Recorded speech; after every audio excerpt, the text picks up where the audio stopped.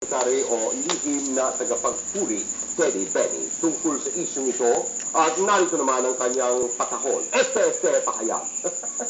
Mga kaibigan, kami po ay pinalad na mabigyan ng isang exclusive interview ni Press Secretary o lihim na tagapagpuri, si Ginoong Teddy Benny.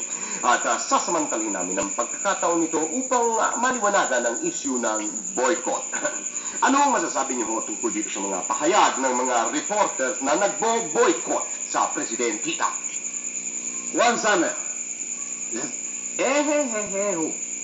One summer. That's not visit the dilat. One summer does not swallow a milk. Make test. A rolling stone is not gold.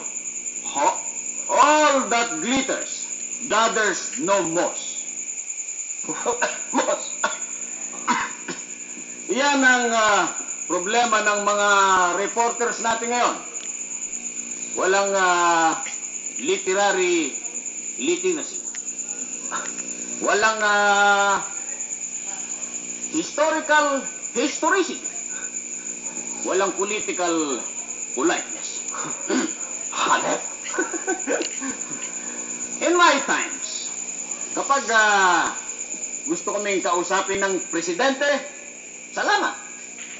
Kung ayaw kaming kausapin ng presidente, thank you. Pero ngayon, Sandali lang ako. Hello, party line, sandali lang. Sige, tuloy niyo. masyado silang pikon. Na-sprayan lang ng deodorant, napikon. Nasigawan lang ng gwardya, napikon.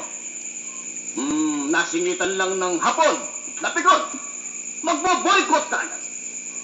Ano nga ho ang masasabi niyo tungkol dyan sa boycott? Aba, edi siyempre, hindi magtatagumpay.